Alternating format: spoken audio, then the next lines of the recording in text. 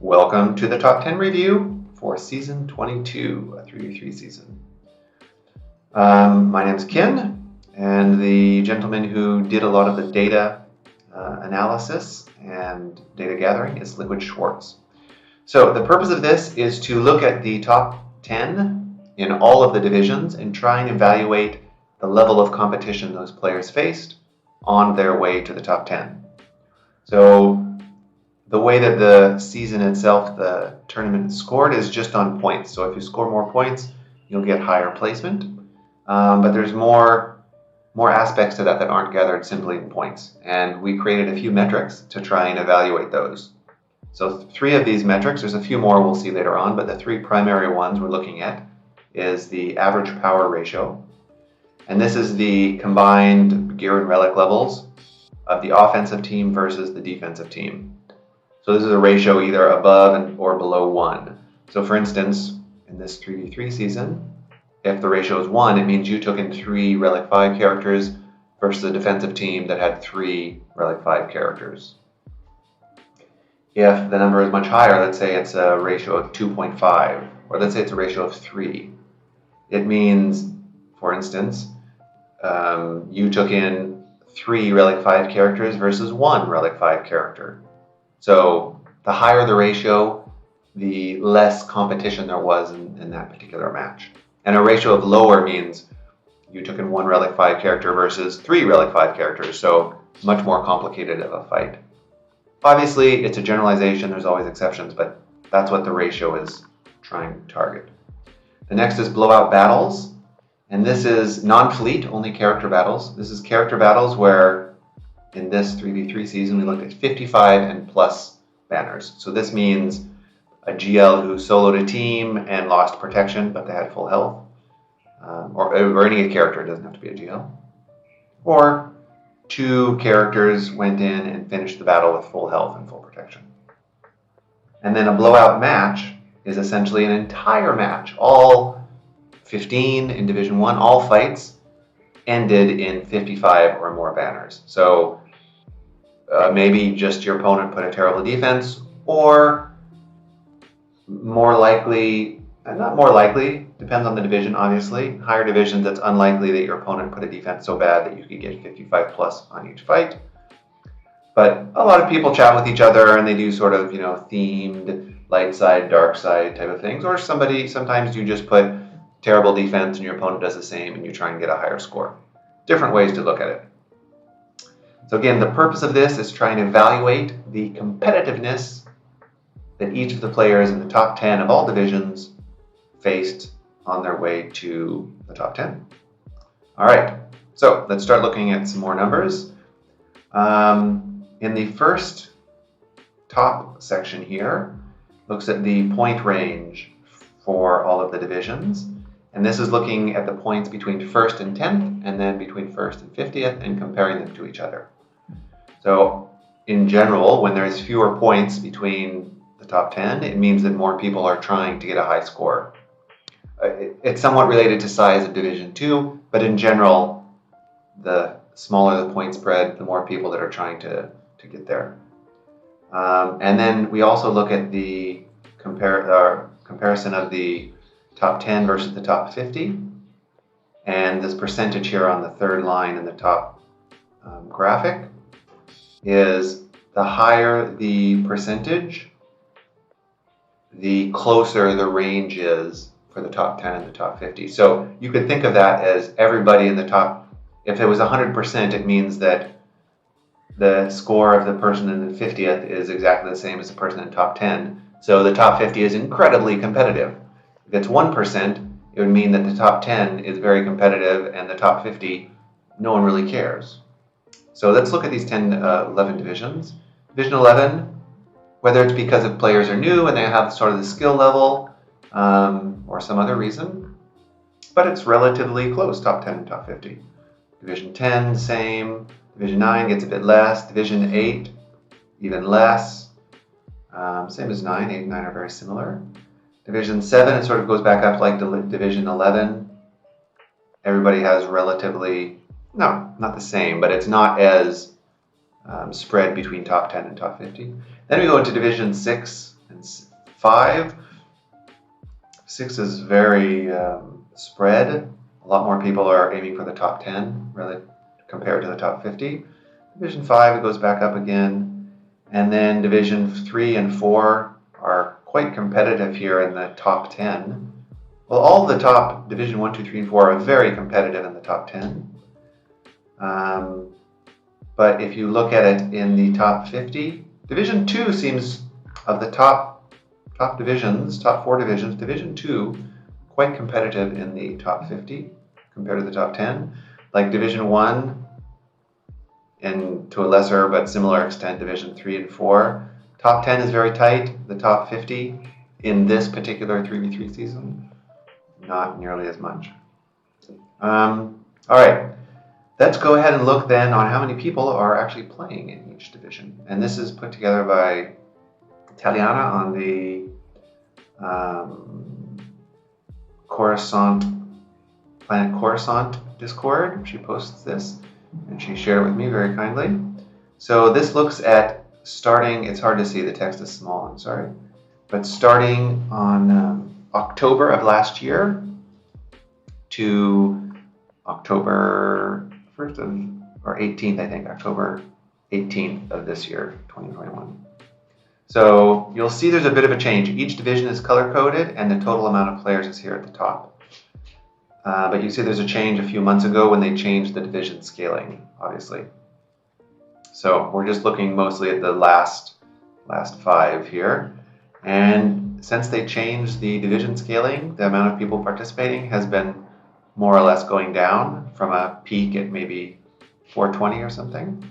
Although prior to that, it was slowly growing over time. And the main thing here is that in this season, compared to a month ago, Division 1 has grown significantly. Division 1 is still tiny, never mind. Division 2 has grown, looks significantly. Division 3 is getting a tiny bit smaller. Division maybe 5 is a tiny bit smaller. But all the other divisions are actually relatively close together in size. Division 4 being the main outlier, being a bit larger. But interesting, if you look up above, Division 4 is actually pretty competitive still. Or excuse me, that's maybe one of the reasons why it's not as competitive in the top 50 versus the top 10. But in the top 10, it's number 2 in overall competitiveness. All right, so this is just a high-level overview of all the divisions and the numbers. Now let's go look at the individual divisions for this last 3v3 season. So we're starting with 7 through 11, and you can see in each of these, well, we don't have all 10 players for each division because it's not possible to just look at the list and get their ally code, which we need to do the analysis. So you'll see some of the divisions have much fewer players because it's hard to find them on swgoh.gg, for instance. But the way that I'm going to look at this here, again, because my goal is to analyze competitiveness, to try and evaluate how it is, very difficult in the lower divisions, but I'm going to look primarily at the amount of lost battles. To me, it's weird if people don't lose any battles. The power ratio, most of the time, is going to be similar, so I'm just going to look for outliers in the power ratio. And then look for blowout battles, and more importantly, for me at least, blowout matches. Because if there's a lot of blowout matches, that person faced very little competition relative to his peers, his or her peers. So, starting in Division 11, this person here in number 4, they had a lot of blowout battles. Seems high, but if we look up, it's not so much. Division 10, 2 blowout matches. That certainly helps for the person in spot number 1 there. That's just such an enormous point advantage. It's very hard to overcome for other players who don't have that advantage, especially in the lower divisions. Division 9, the 2 top people, 1 and 2, both have blowout matches. I mean, you can sort of see here when you have somebody put a terrible defense, it gives you such a great advantage when there's a tight point variation in the top 10. Interesting, in Division 8, the top people didn't have any blowout matches. That surprises me a bit, But you can see here, they both lost only 2 battles. They did have a decent amount of blowout battles, but no more really than the people in the rest of the top 10. Oh, that's curious. They just did great on not losing any fights. Amazing. Division 7, the person in number 1 had a blowout match. Makes sense. But otherwise, not really that much different. And people, you can tell here, only one person out of all of these in the top and the bottom 4 divisions, only one person had Executor. And it didn't guarantee them a spot number 1. Yeah, everybody's losing about 10 battles, a bit more or less. Interesting. All right, let's go look at the next set. So this is Division 4, 5, and 6. We'll start here at the bottom. About 2 blowout matches. Okay, it's starting to be a little more imbalanced, it seems, in Division 6 at least. A lot of blowout battles. Only 3 lost battles. Everybody here has very few lost battles. That's quite impressive. That's very impressive, especially if you compare it to the previous divisions. Everybody had a lot more. Perhaps not Division 7, but okay, back here to 4, 5, and 6. Very interesting. Let's see, let's look at Division 5. That is very weird. A power ratio of 4.82. It means that a huge number of their fights, they went in with vastly overgeared characters. And they had a large amount of banners over the soft cap for that, for the whole season. 2 blowout matches, 53. This number seems very suspicious. 7 lost battles, though. No Executor. Oh, 2 GLs. That's very weird, that ratio. Something seems a little strange. Like their opponents put crap very, very frequently. Like they put Gear 1s or Gear 5s or something, and they went in with a Relic 1 character. Not very much competition for that person. Here in Division 4. Wow, 4 blowout matches, dang. That's very fortunate. How many points did they have? Only 46 points over the first place person, Zera. Power ratio is not so high. Almost everything is about the same relic level. It's the only one who that's a little strange too, who went under average, on average, obviously, under the 1, so they were going in with lower gear characters, but still they had 70 blowout battles, and 4 blowout matches, which really doesn't, and they had an Executor as well, which certainly helps. That something very fortunate, or they had a lot of people who put crap defenses. I mean, at the end of the day, it could just be they had very fortunate matchups. We didn't go and look like matchup by matchup at every single fight. We looked at the average numbers out of them, but we didn't go and look at the report, GAC history report on GG. But weird. Weird or lucky, one of the two. Especially the power ratio there, that's very strange. Did a lot of undermanning, obviously.